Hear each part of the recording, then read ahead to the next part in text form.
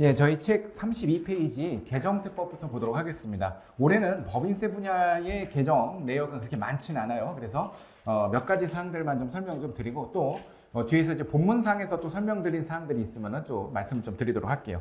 먼저 첫 번째, 납부지원 가산세율이 좀 이렇게 인하가 됐죠. 그래서 우리가 납부지원 가산세율이 0.025%에서 0.022%로 낮춰졌는데 지금 금리가 계속 오르니까 낮춰지는 분위기가 아니라 높아져야 될 것 같은 느낌이 들죠. 근데 아마 내년에는 또 높아지지 않을까 좀 그런 생각이 드는데 현재는 지금 이제 좀 0.02로 낮춰졌습니다. 그래서 연이자로 따지면 이게 하루당 0.022%니까 연이자 365일을 이제 적용하면 대략 한 8점 몇 프로 정도가 되는데 이제 상당히 이제 높은 이자율이 되겠죠. 자, 근데 요 납부지원 가산세라고 하는 것은 국세에 대한 납부지원 가산세도 있을 수 있지만 지방세에 대한 납부지원 가산세가 있을 수 있죠. 예를 들어서 우리가 법인세를 수정 신고한다라고 하면은 법인세에 대한 납부지원 가산세를 내지만 지방소득세에 대한 또 납부지원 가산세도 있을 수 있고 또 하나 우리가 이제 그 실무하시면서 원천세를 이제 수정 신고하시면은 법인 원천세도 있지만은 또 그에 따른 지방소득세도 이제 수정 신고를 해야 되는데 이 지방소득세에 대한 지금 납부지원 가산세율도 똑같이 0.02%로 낮춰졌어요. 그런데 이제 중요한 게 이 국세랑 지방세랑 이 법이 개정된 날짜가 달라요. 그래서 납부지원 가산세를 적용해야 되는 적용 시기가 다르기 때문에 주의해서 좀 보셔야지 되겠습니다. 그래서 보시면은 요 앞에 요건 국기령이 있기 때문에 국세에 대해서는 2월 15일부터 적용을 한다 이렇게 보시면 좋겠습니다. 그래서 만약에 국세 같은 경우는 이제 뭐 작년 거를 올해 수정 신고를 한다라고 하면요. 2월 14일까지는 0.025%를 적용하고 2월 15일 이후부터는 0.022를 적용하는 그런 방식으로 이제 접근을 하셔야지 돼요. 그런데 지방소득세 같은 경우는 지금 보는 것처럼 6월 6일까지는 종전규정 0.025%를 적용하고 6월 7일부터 거기서부터는 0.02를 적용한다 이렇게 좀 보시면 좋겠습니다. 그래서 국세와 지방세가 이게 같이 개정이 되었으면 정말 좋았을 텐데 아니면 부칙을 더 갖고 뭐 1월 1일부터 적용한다든지 이랬으면 좋았을 텐데 그렇지 않고 각각의 법이 개정되는 날짜에 그 이후부터 인하된 이제 이유를 적용하다 보니까 저희가 실무상 조금 혼동될 수 있어요. 그래서 지금 22년도에 이제 납부지원 가산세 적용할 때 특히 원천세에도 같이 적용됩니다. 원천세도 우리가 국세 있고 지방세 있기 때문에 요거 같은 이제 그 인하율, 인하 시기를 적용을 하셔야지 되겠습니다. 요 부분까지 좀 설명 좀 드리고요. 자, 두 번째는 사업 양수 시 2월 결손금 공제 제한인데 이건 뭐냐면 A라는 법인하고 우리가 B법인이 있었을 텐데 이 B법인이 A한테 사업 양도를 했다. 그럼 사업 양도를 했을 때 원래 A법인이 갖고 있었던 결손금이 있었잖아요. 예전에 있었던 A법인이 갖고 있었던 이 결손금에 대해서는 우리가 B법인으로부터 넘겨받은 사업 있죠.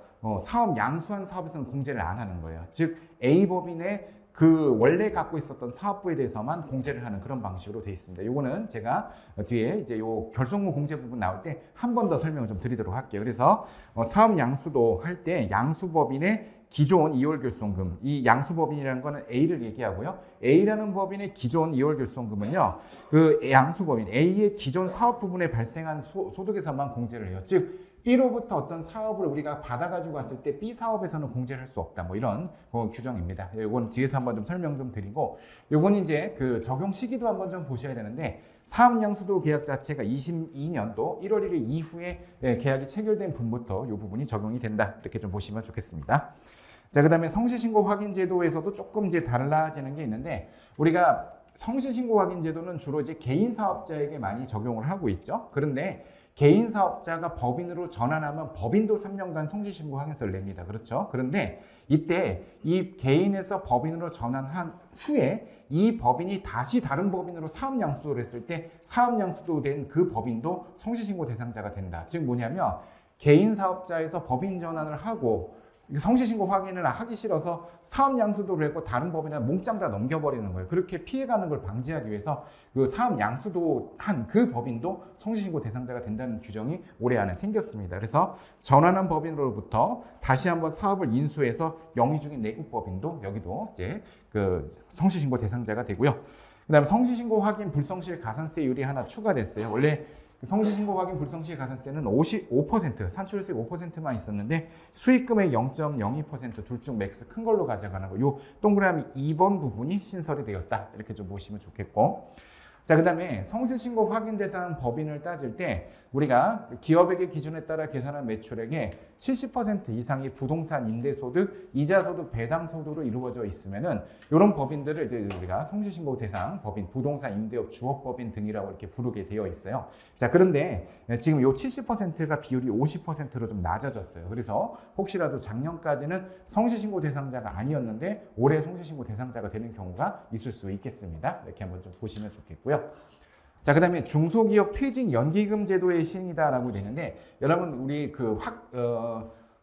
이제 퇴직연금 제도 많이 이용하시죠? 퇴직연금 제도라는 건 크게 두 가지가 있는데, 확정급여형하고 기여형 이렇게 해서 보통 은행에다가 저희가 이제 그 직원들에 대한 퇴직금을 미리 이제 납입을 해놓고 나중에 직원들이 타가는 그런 구조로 돼 있어요. 자, 근데 이걸 은행에다 가입하지 않고 고용노동부에다가 이거를 가입을 하는 그런 중소기업형인 퇴직연금 제도라는 게 하나가 생겼어요. 이 중소기업형 이제 그 퇴직연금이라는 거는 일단은 이거 자체를 근로자 퇴직급여 보장법에 따라서 가져가는데 고용노동부에다 가입을 해요. 근데 이거를 고용노동부에 가입하면은 어떤 점이 좋으냐면요. 만약에 이제 이 직원들이 급여가 좀 낮은 사람들, 그 어느 정도냐면 최저임금의 120% 미만이라고 얘기하는데 월급 한 230만 원 기준으로 해요. 이 월급 230만 원 미만인 직원들에게 요 중소기업 퇴직연기금 제도를 이제 시행을 하면은 이게 퇴직연금이라는 게 회사가 퇴직금 미리 납입을 하는 거잖아요. 그 납입하는 금액의 10%를 정부 지원금으로 지원해 준다 이런 제도예요. 그래서 여기서 퇴직연금 납입 금액의 10%. 이건 이제 뒤에도 한번 조금 언급이 있긴 한데 납입금의 10% 정도를 이제 지원금으로 주는 그런 제도라고 좀 보시면 좋겠고 이제 요거는 이제 그래서 좀 소규모 기업들이나 중소기업들 같은 경우는 고용노동부에서 지금쯤 안내 문의 간 데들도 있을 거예요. 저희도 이제 기장을 하다 보니까 저희 거래처에 이게 이 안내문들이 온 데들이 좀 있었는데 거기 내용 보면 이런 내용들이 있어요. 그래서 은행에다 가입 안 하고 고용노동부에다 가입하면은 급여가 좀 적은 이제 저임금 근로자를 위한 퇴직연금에 대해서는 정부 지원금이 나오는 제도다. 이게 이제 올해 4월 달부터 시행된 제도라고 좀 보시면 좋겠습니다. 그런 제도가 하나 있다. 이렇게 좀 보시면 좋겠고요. 자, 그 다음에 한 장을 넘어가 보시면은, 나머지는 이제 거의 이제 앞에서 설명드린 거하고 조금 이제 중복이 되는 거고, 그 34페이지 아래쪽에 보시면, 34페이지 아래쪽에 세액 감면하고 공제 파트 중에서 또 좀 이렇게 개정된 사항들 좀 설명드리겠습니다. 창업 중소기업 감면 중에 보면은 우리가 영세 창업 중소기업이라고 있어요.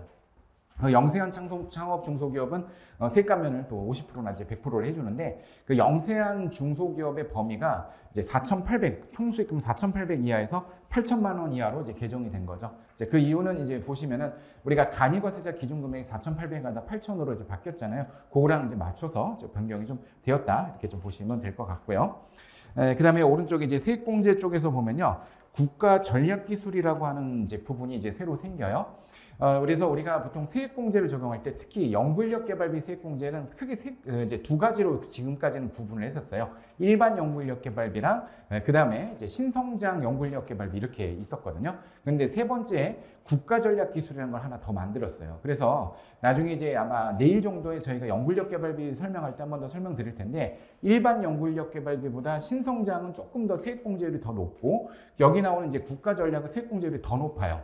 자, 그래서 이 국가전략이라는 거랑 신성장은 보통 어디에 돼 있냐면 나중에 이제 책 뒤쪽에서 좀 나오긴 하는데 신성장 같은 건 조세특례제한법 시행령 별표 7에서 이 부분을 기술의 범위를 열거를 하고 있고 이 국가전략은 새로 생겼잖아요. 그래서 별표 7의 2가 이제 신설이 됐다고 보시면 좋겠습니다. 별표 7의 2가 신설이 됐고 주로 이제 국가전략에는 크게 큰 카테고리로 한 세 가지 정도의 이제 기술을 얘기하고 있어요. 반도체랑 2차 전지랑 백신 이 세 가지 분야는 좀 더 높은 세액공제율을 적용하겠다. 이제 이런 그 규정이 하나 이제 신설이 됐다고 좀 보시면 좋겠습니다. 그래서 반도체, 2차 전지, 백신 분야에 대해서는 더 높은 연구인력개발비 세액공제를 적용을 하고요. 뿐만 아니라 우리 통합투자세액공제도 일반적인 이제 투자세액공제율이 있고 그 다음에 신성장을 위한 이제 시설에 대한 투자세액공제가 있는데 마찬가지로 국가전략과 관련된 투자세액공제는 조금 더 높은 율을 적용하는 것이 신설이 됐습니다. 그래서 크게 두 가지 분야라고 보시면 좋겠어요. 먼저 R&D 비용, 연구인력개발비 세액공제할 때 높은 율을 적용해주고 그 다음에 시설투자공제율이라고 하는 것은 이제 우리 조특법 24조에 나오는 통합투자세액공제를 의미해요. 그래서 통합투자세액공제도 기존에 그 이분화돼 있었어요. 이원화돼서 일반적인 투자세액공제랑 신성장 요 두 개만 있었는데 국가전략이라고 하는 높은 율이 하나 더 들어왔다. 해왔다. 요 정도 이렇게 보시면 좋겠습니다. 그래서 국가전략기술, 이제 반도체, 2차 전지, 백신 세 가지 율이 있다. 이렇게 좀 설명을 좀 드렸고요.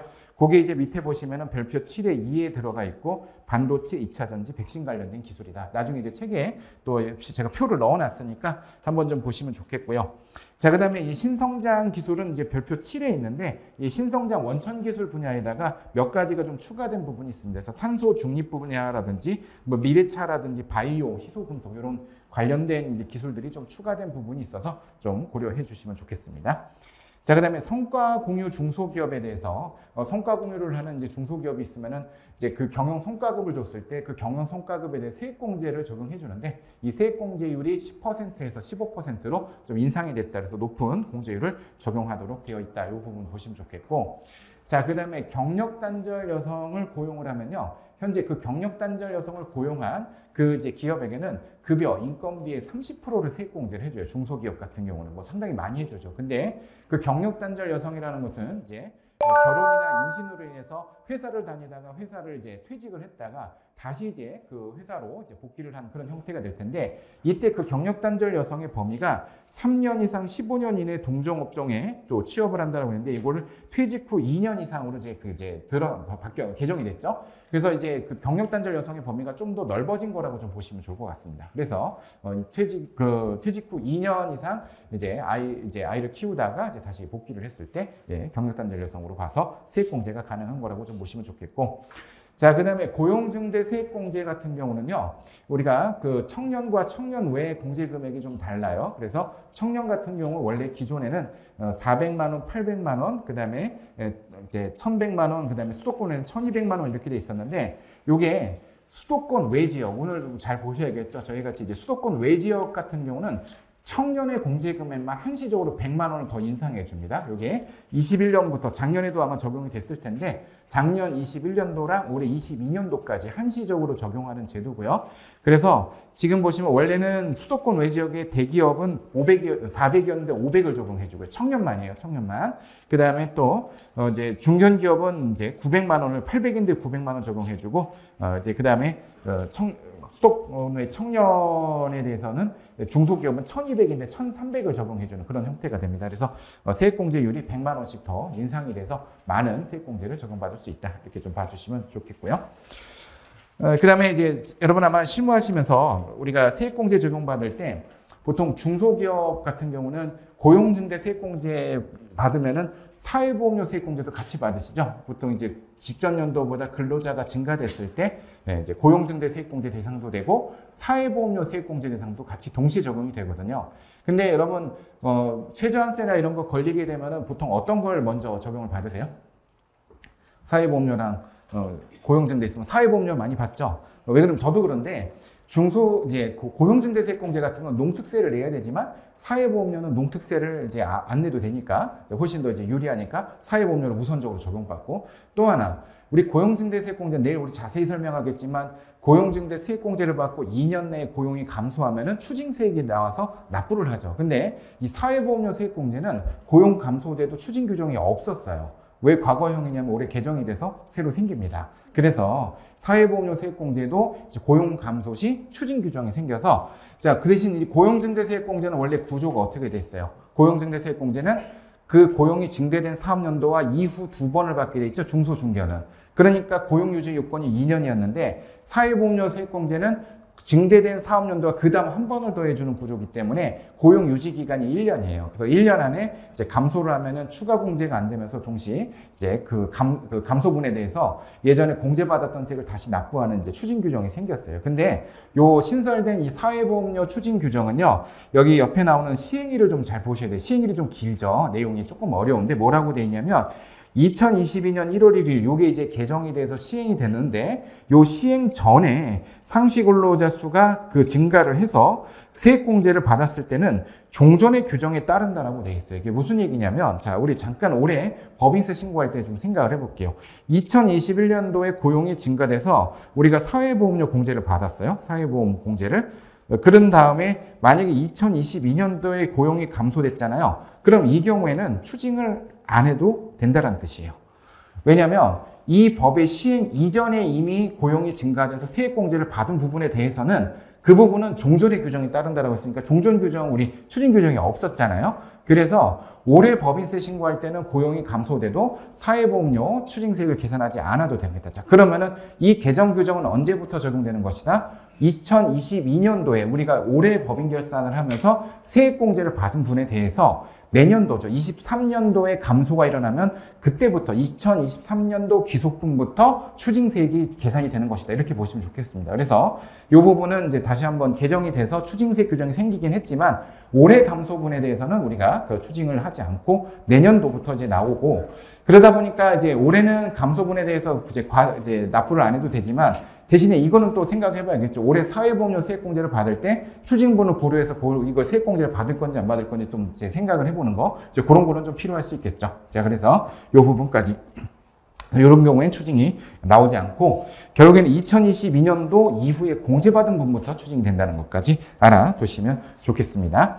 자, 그리고 그 밑에 나오는 부분은 이제 우리 통합투자세액공제인데요. 우리 통합투자세액공제할 때 보통은 우리가 유형자산에 대해서만 대부분 다 세액공제가 되는데 이제 무형자산 중에서 이제 세액공제 대상이 좀 추가가 됐어요. 크게 세 가지인데 특허권, 실용신한권, 디자인권이라고 보시면 좋겠습니다. 그래서 이 무체재산권에 대한 취득에 대해서도 통합투자세액공제가 적용이 된다. 이렇게 생각을 좀 해주시면 좋겠고 다만 단서가 하나 달린 게 특수관계인으로부터 취득했을 때는 요거를 이제 그 제외되기 때문에 세액공제 대상이 아니고요. 자, 이렇게 이런 규정들 중에서 시행식이 좀 잘 봐야 되는 게 있어요. 보통 본법이 개정됐을 때는 1월 1일부터 적용하는데 지금 보는 것처럼 시행령이 개정된 거는 이렇게 중간에 뚝 잘리는 경우들이 많아요. 그래서 2022년 2월 15일 날 이게 조특령 이제 개정 사항이기 때문에 그 이후에 취득하는 분부터 적용한다 이렇게 돼 있는 것까지 한번 봐주시면 좋겠습니다. 그래서 저희 우리 법인세 분야랑 또 법인세랑 관련 있는 조세특례제한법 분야까지 한번 그 개정세법을 살펴봤습니다.